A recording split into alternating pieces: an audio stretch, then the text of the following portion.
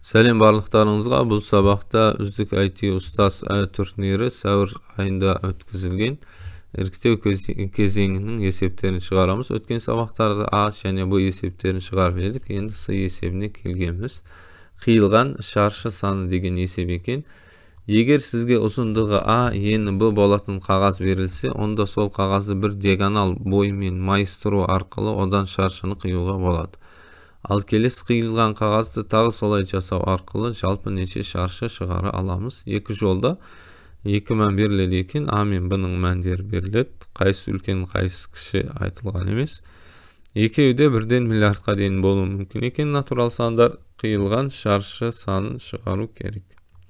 5 пен 7 болса жауап 5 болады екен, 12 мен 12 болатын болса 1 болады екен.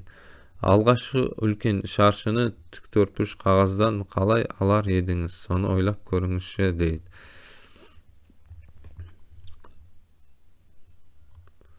Енді қара, мына шешіміне қарайық. 5 пен 7 болатын болса қалай болады? 3, 4, 5 болса 3, 5, 7 болса.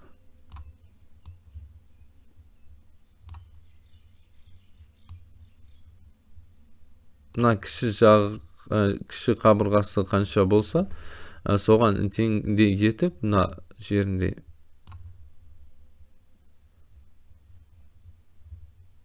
екі, төрт, бес. Бір шаршы аламыз. Мына бөлігін алып қойдық. Мына бөлігі алынды. Бір шаршы дей салайын мына жерге. Бір шаршы алынды. Енді мына кіші бөлігі қалды. Мына жер 5 болсын. Мына жерде 5.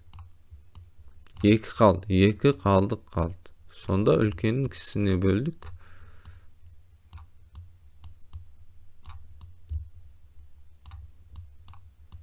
Сол қалған қалдығы қалды. Енді мына үлкен қабырға кіші қабырғаға айналып кетті. Мына кіші қабырға үлкен қабырғаға айналып кетті. Сонда басында А Б-дан үлкен деп есептейік. Бастапқыда. Сонда А-ны Б-ға бөлгендегі қалдық. Ол Б-ға теңесті. А-ның орнында енді А үлкен қабырға.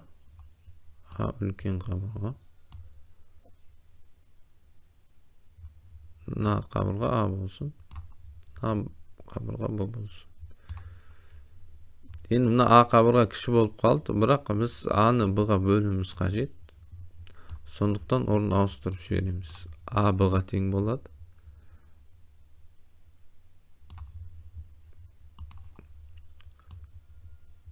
А Б-ға тең болады. Ал Б А бөлінген Б-ның қалдығына тең болады екен. Мына жерге бір счетчик қояйық. Неше рет алуға болады?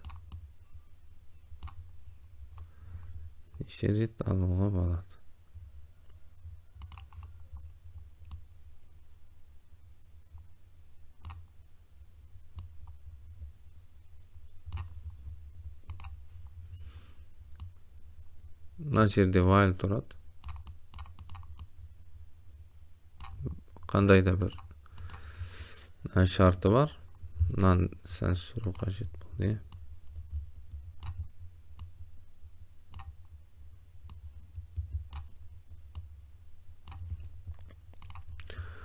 Неше рет алуға болады? С-ға қосып отырамыз, соны неше рет алуға болады? Қанша шаршы квадрат қиып алуға болады? А бөлінген Б болады екен. Енді сол процессті қайталаймыз. Неше рет алуға болады мына жерден? Көрейік. 2-2 біреу алуға болады. Тағы біреу алуға болады. Сонда тағы екеу қосылып жатыр. 3 болды. Мына жерге жазып қойдық оны. А бөлінген Б, мына 5-ті 2-ге бөліп жатырмыз енді. Бастапқыда 7-ni böldük 5-ge 1 ret boldu. 2 kaldı. Endi 5'ti bölemiz 2'ge. 1 ret boldu. 2 kaldı. Mına jerde 2 ret var. 1 kaldı. Endi 2'ni 1'ge bölemiz. 2'ni bölemiz 1'ge. Kalmaydı. Mına jerde 2 ret var. Barlığı 5 şarşı kıyıp alıga bolady eken. 1, 2, 3 boldu. Endi 2'ni 1'ge bölemiz. 1'ge 1 şarşılarga bölüp jiberedik ekemiz soňunda. 5 şarşı kıyıp alıga bolady eken. Sonda barlygy 5 boldu. Kay jerge deyin jalgasyp jatyr? Na kaldıksız bölüngenge deyin jalgasyp jatyr. Kaldığı bizde b'ga menşikterilip jatyr. Sonduktan b nölge teң bolgan jagdayda mına sikl ayaktalady. Karap tursak Evklid algoritminden säkes kelip tur. Tek gana mına jerde mına s plus a teң a bölüngen b dep neçe ret bölgenimizde neçe ret a'nın içinde b bar eken eseptep oturmuz boldu. Programmasyny jazaýyk.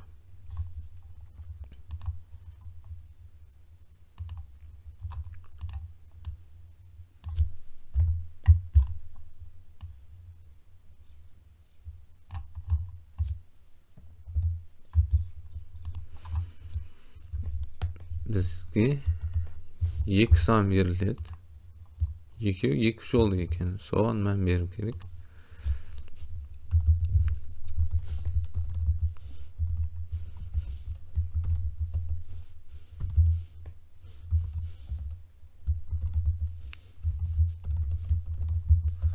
Endi a'ny ülken a kişi san bolatyn bolsa budan onu orun austurup alıp gerek. Eger a b'dan kişi bolsa onda 2'nin orunu austuramız. A men b'nin orunu austuramız. B men a dep. A ülken bolup gerek. Ütkeni biz a'ny b'ga bölüp jatyrmız. Bastapkıda şarşılar sany nölge teң bolsun. Bu nölge teң bolmasa mına sikl jalgasa beredi. Bu nölge teң bolgan jagdayda sikl jumusun ayaktaýdy eken. A bölüngen bu a men b teң bolady. Bu men a kaldık b'ga. Birinçisi tekseremiz. 5 ben 7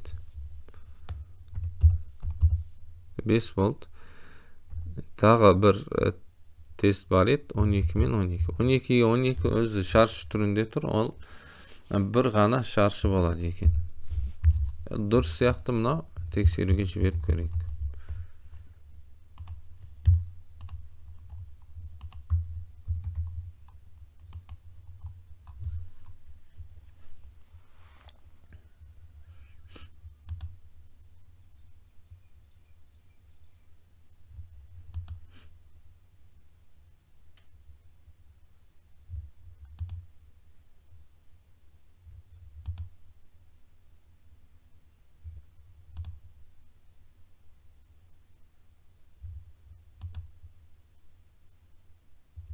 Polное решение 100 bal deydi. Mına esep çykdy.